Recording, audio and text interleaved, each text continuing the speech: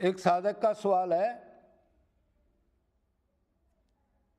ये पूना से हैं,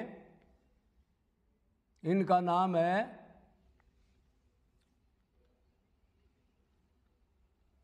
रमेश सिन्हा। इन्होंने एक सवाल पूछा है, महाराज भक्ति तो मन से होती है, मन लगता नहीं है। मतलब नाम जप तो कर रहा हूं लेकिन मन नहीं लगता।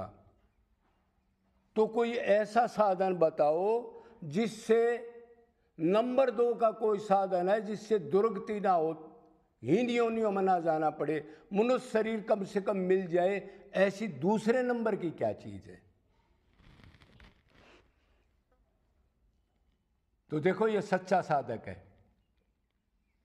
ये कह रहा है जी गुरुजी ने नाम दिया है मेरे को, उससे ना तो कोई करंट लगा मेरे को, ना संसार से मन हटा। गुरु ने दीक्षा मंत्र दे दिया, मैं भी दुनिया को कह रहा हूं मैं दीक्षित हो गया, काम क्रोध लोभ में दीक्षित हो गया। मतलब पैसा बढ़ जाए, लोग सम्मान दें, बेटा ये नौकरी कर जाए, इतनी बड़ी शादी कर लूं। तो कह रहा जी वैराग्य तो हुआ नहीं। क्यों? नाम जप अगर आप तरीके से करोगे, मतलब मन लगा के करोगे, रो के करोगे, अपना संबंध मान के करोगे, अपने को आत्मा मान के करोगे, तो ज्ञान वैराग्य तो पीछे पीछे दौड़ते हैं। भागवत में यही तो लिखा है। अब भक्ति के 2 पुत्र अपने आप आएंगे, उससे प्यार करोगे तो प्यार मन से होता है, हाथ पैर इस थोबड़े से नहीं होता प्यार। मन मन मन। तो ज्ञान वैराग्य तो अपने आप आएंगे। अब गुरु ने मंत्र लाखों को दे दिया और सब काम में लिप्त हैं, ब्याह भी है, शादी भी है, सब कुछ है, कमाई भी है, कोठी भी, बंगले भी, पार्टी भी, पिकनिक भी, सब चल रही है।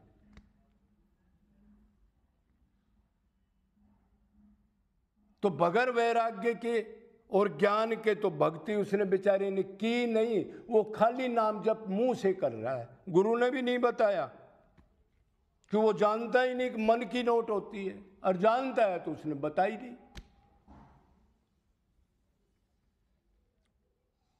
तो ऐसी भक्ति आप कर रहे हो, जब आप ये पूछ रहे हो अब महाराज जी वैराग्य तो हुआ नहीं,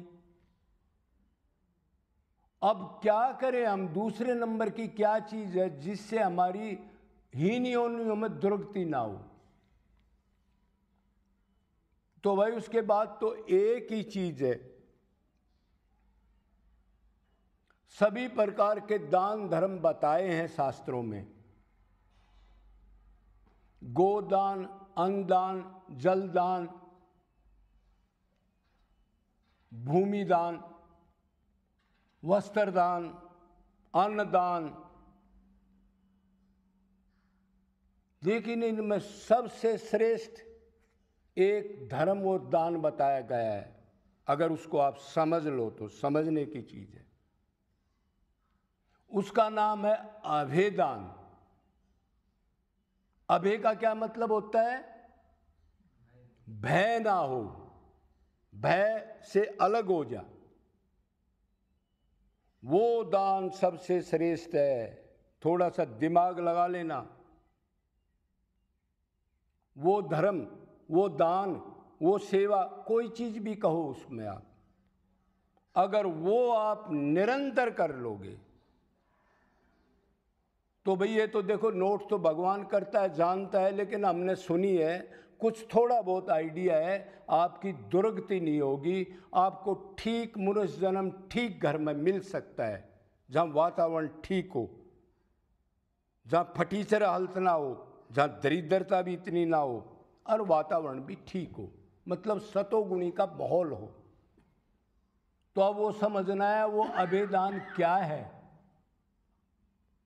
अभेदान का मतलब होता है कोई भी जीव, चाहे वो जराजु हो, चाहे अंडज हो, चाहे स्वदेज हो, चाहे उद्बीज हो। जरायुज वो जीव होते हैं जो जेर से निकलते हैं, मनुष्य जरायुज ही है। अंडज वो होते हैं जो अंडा फोड़ के निकलते हैं। स्वदेश वो होते हैं जो बगैर माँ बाप के हो जाते हैं, स्मेल से, गंध से, पसीने से। और उद्भिज वो होते हैं जो धरती फाड़ के पैदा होते हैं।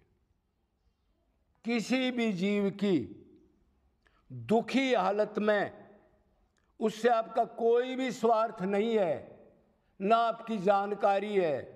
उस हालत के अंदर उसमें भगवान का चेतन रूप के देख के या अपनी आत्मा देख करके, चाहे वो कुत्ता हो, चाहे गधा हो, चाहे कोई हो, ध्यान से सुनना, जो आपके पास सामर्थ्य है भगवान की दी हुई, तन मन धन की 3 ही सामर्थ्य हैं, उसको खुद अपना दुख उठा के उसको सुख देने के लिए उसकी सेवा करना, उसका किसी भी तरह उसको सुख देना। समझ गए? इसको क्या कहते हैं? अभेदान। बदले में कुछ नहीं चाहना और तत्व को देख के, भगवान देख के उसका सेवा करना। और ये समझना कि मैं तो कलजुगी जी हूँ, परमात्मा आपका ही माल है जिससे हम सेवा कर रहे हैं और आप ही उसमें गधे में, कुत्ते में हो। ये आपकी दया है। मेरा जैसे पापी को ऐसी गुरु ने या भगवान ने बुद्धि दे दी, मेरे को एक निमित्त मात्र, एक चपड़ासी पीन बना दिया।